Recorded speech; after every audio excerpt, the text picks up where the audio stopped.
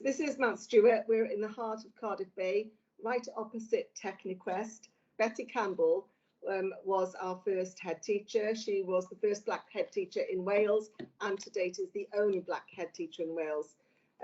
She was appointed head teacher in the 1970s, and she was a champion of multicultural education and teaching children about their histories, no matter what their ethnicity. Now, Betty Campbell obviously left, and we had heads that came and went, governments that came and went, education ministers, and our focus shifted to level 4s, 5s, 6s and outcomes, and we got distracted. Things that were important before in the time Betty Campbell didn't seem that important anymore. Nikki, would you like to change this slide, please? But this is who we are. We have got 96% of our school are from minority ethnic communities. This is our needs assessment survey data. We have 42 different ethnic groups, our main groups being Arab, Indian, Somali, and Yemeni. So if the new curriculum says that you can put together a curriculum that is appropriate for your community and the pupils you serve, then we are failing our pupils. Nikki, would you like to move on? In 2016, we had a new head arrive, and as when all new heads arrive, you look at your school's vision and values, and this is our vision and value as it stands. It automatically aligned with the 4 purposes. That wasn't our intention. We were just looking at a vision and value for our school with all our stakeholders. And I've put in red what I think is very prominent for this presentation. We want our children to become healthy, open-minded citizens who think critically and communicate confidently. We want them to be constantly involved in exciting futures. And we also want them to understand their heritage and be proud of who they are as part of their diverse Mount Stuart community. Diverse. As the curriculum stood, it wasn't diverse. So moving forward, Nikki, could you move on to the next slide, please? Moving forward, we were in a pandemic. Okay, 2020 was the year the history books will never forget. Already in the grips of a global pandemic, we were shaken by the shocking murder of George Floyd. This arguably was the largest worldwide civil rights movement, which made deeply rooted inequities harder to ignore, and especially in Mount Stuart. We had children returning to school after first lockdown. Our children had questions about what happened to George Floyd, and they wanted to know about the Black Lives Matter movement. We owed it to them to help them make sense of what happened. As a rights respective school, we wanted to equip our children with their rights and the skills to be anti-racist, and importantly, to hold their own with anyone who challenges them. As a school, we started to work towards an anti-racist principles, not just non-racist, and diversity throughout all our AULEs. Nikki, can you go on to the next slide, please? Learning without reflection is a waste. Reflection without learning is dangerous. This is one thing that we do well as teachers, is that we look at what we're doing, what can we do better, what's gone wrong, what's the next steps? And that's what we had to do with our whole school curriculum. Nikki? So we reviewed our curriculum for anti-racism and diversity.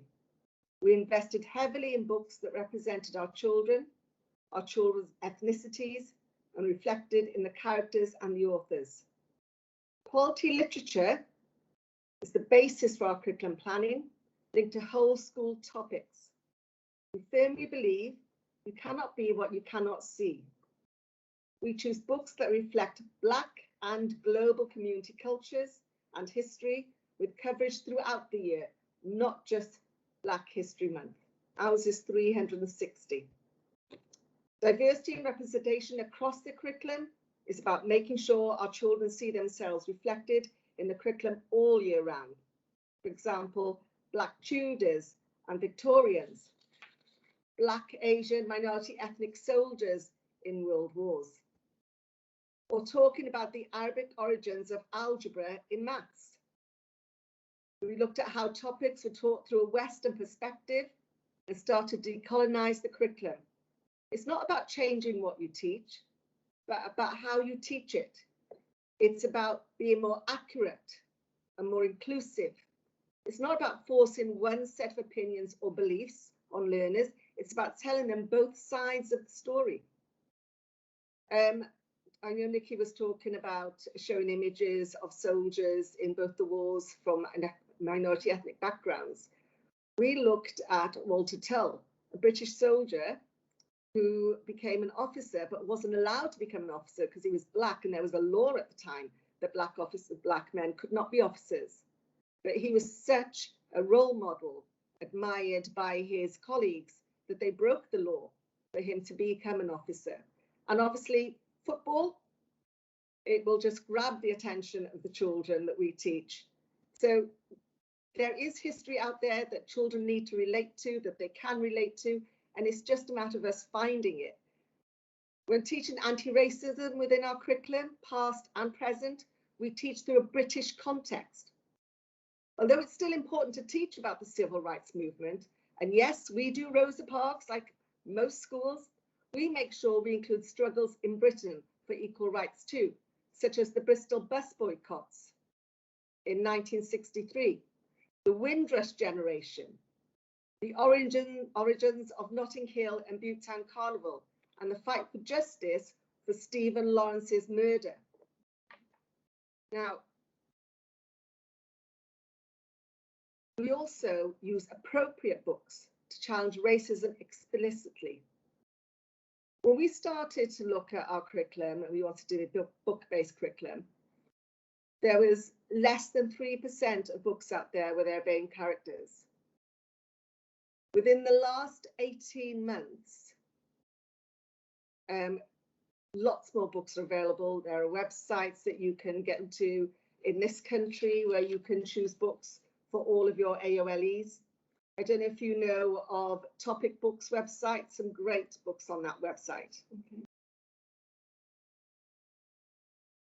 So we look at Stephen Lawrence, we look at the Windrush generation, we look at racism explicitly, we look at the Bristol bus boycotts, we look at soldiers in both world wars, we look at Victorians, Black Asian Victorians. We look for diversity in everything we teach. We are proactive in making sure the books in our schools accurately reflect our school community and modern Wales. Our books, resources, displays, celebrations reflect the society we live in, and our pupils feel represented and valued. We are committed to equality and diversity being central to our whole curriculum, not just an add-on. It can no longer be an add-on. Can you go to the next slide, please? So we celebrate Stephen Lawrence Day. We want to look at why the laws were changed, how Stephen Lawrence affected laws within this country, and our children look at poetry. And this is a poem written by one of our year fives last year. She studied Stephen Lawrence. We looked at the life, we looked at what had happened to his family, the struggle they had for so many years. We looked at how the law was changed. And this is the poem that she wrote. I'm not going to read it to you, but I'm just going to let you have a look at it for a minute.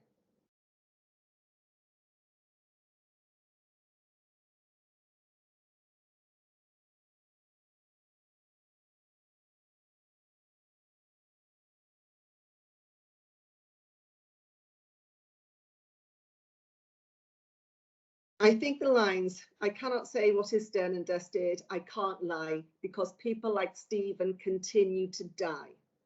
And we had somebody from Eston come in, and when she saw this poem, there was a whole range of them on the wall. She wanted this one particularly photocopied and given to her so she could take it back and put it up in her office. And she said, this is what it's all about, children understanding history here, laws here, and how they can be agents of change. Can you forward it, please, Nikki?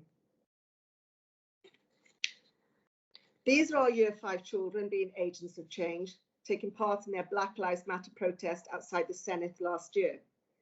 Now, it wasn't just a matter of, oh, we want to go and protest on the steps of the Senate. It was a matter of looking at what Black Lives Matter was. We called the organisation in, they spoke to our children. We wrote speeches. We looked at Martin Luther King's speech, I Have a Dream. We looked at how relevant it was to today's society and in Wales. They then wrote their own speeches. We then called in head of DT at Willows High to teach our children one-point perspective so they could make their posters.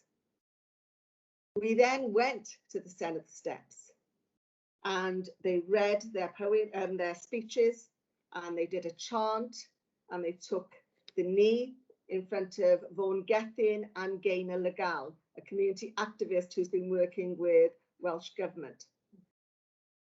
The Angela Davis quote, in a racist society, it is not enough to be non-racist, we must be anti-racist, has become our school's mantra in our journey to push back against and hopefully eliminate racism in Wales by 2030.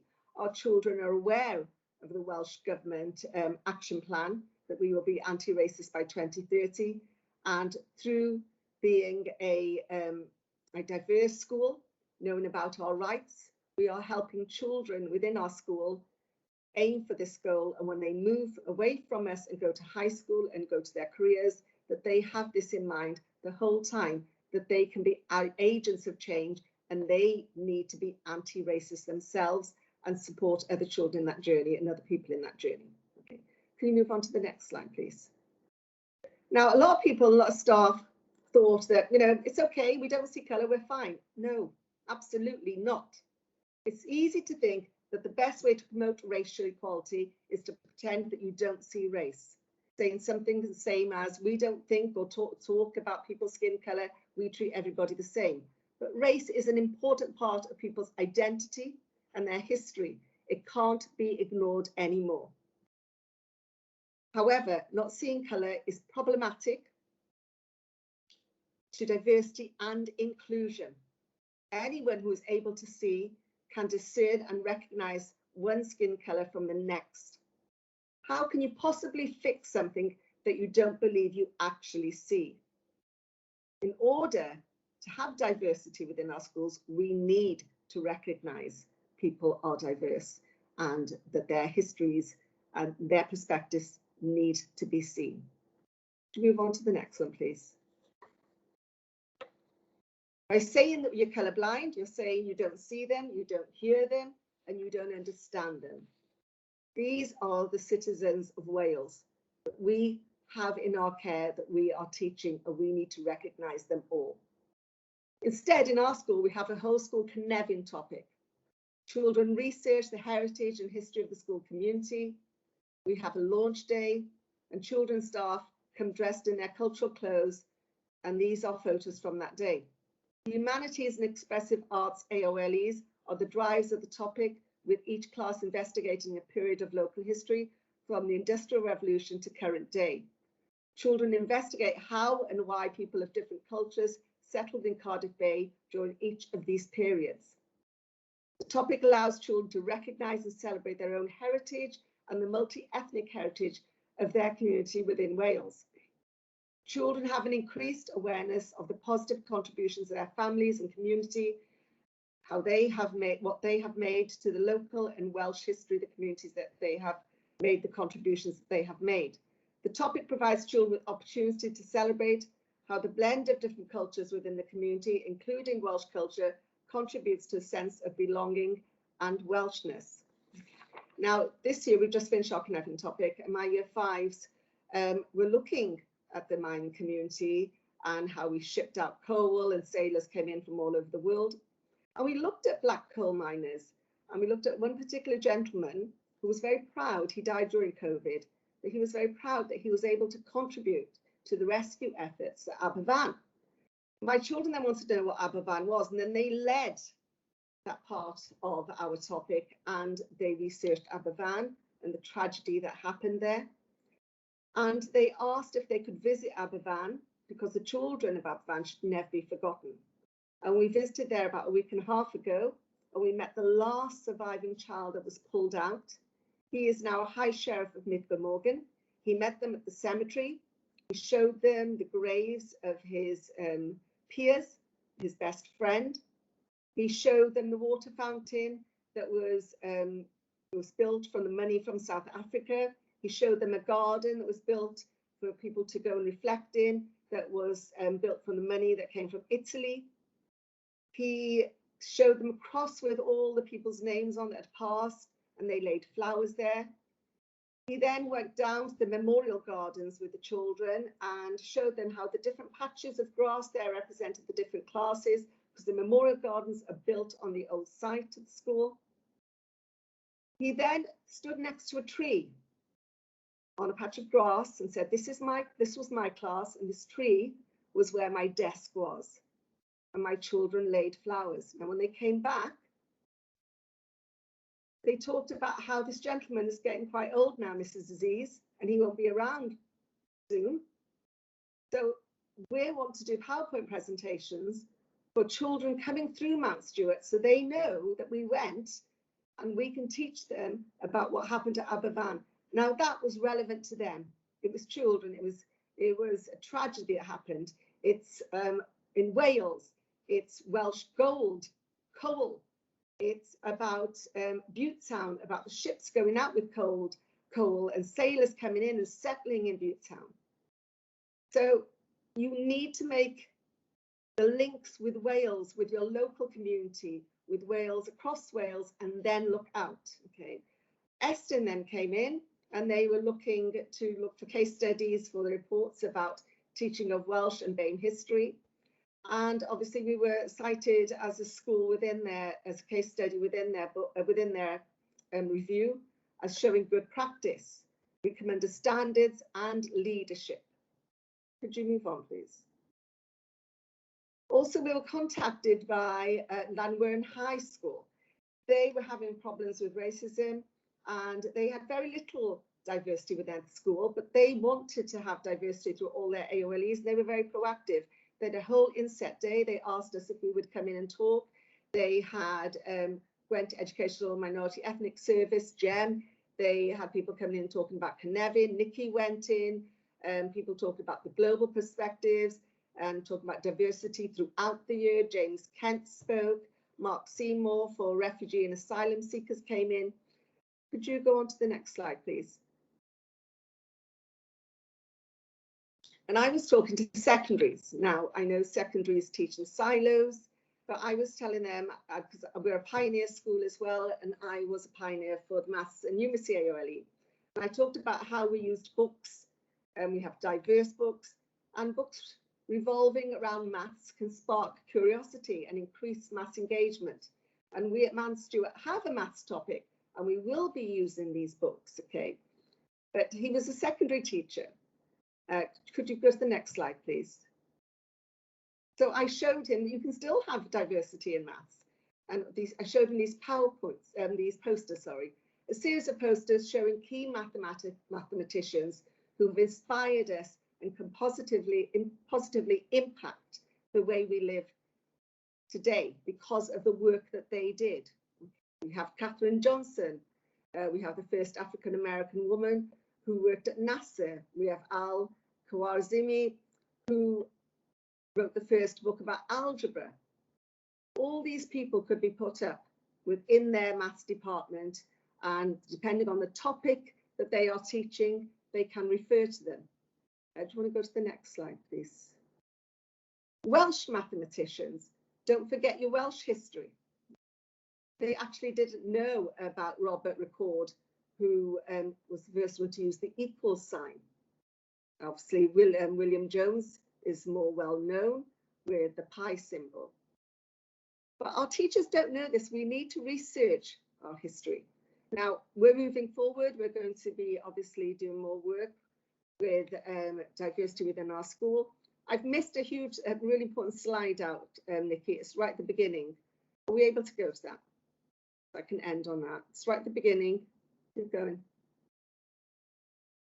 No, go forward again. One more. Oh, no, I don't know where it's gone then. Okay, it outlined our journey in our school, okay? I don't know why it's not in there. But it has to be a whole school approach. It has to come from the top. It has to be the senior leadership team leading this. It cannot be the responsibility of the person of colour in your school. Yes, I am a senior leader, and yes, I'm one of the people responsible for it, but it's not just my responsibility. You need to develop racial literacy amongst your staff. You need to be talking about conscious and unconscious bias and white privilege and white fragility. And these conversations aren't easy to have. They can cause upset. They can cause anxiety. But the more you talk about them, the more you understand them, the better you will equip your teachers to be able to talk about them with your pupils. There is a lot of training out there with DARPL. We ourselves are piloting a project with Cardiff Local Authority, and it's been run by Rachel Clark, who is Betty Campbell's granddaughter. She's a deputy in London, and she is piloting this project for Cardiff, and she's working with our school, and hopefully it'll be rolled out into Cardiff. It's really important, as I said, it has to go from the top. And you need to give your teachers dedicated time. You need to have inset time devoted to this. We give our teachers time to read. We give them webinars to look at. We give them links to TED Talks, but we also give them questions to reflect on. It's important that they don't just read it, but they reflect on it and reflect on their practice within the school. We will be having an anti-racist policy. I know it sits with inequality, our policies policy, and it sits with our anti-bullying policy, but we need a separate policy. It needs to be shown how important this is. Your governors need to be on board. Our governors come in. I just had the recent governor come in last week, and they will be discussing what they saw at our governors meeting this Wednesday. Governors have had training on this as well. It has to be a whole school approach for it to be embedded. I can't stress that enough.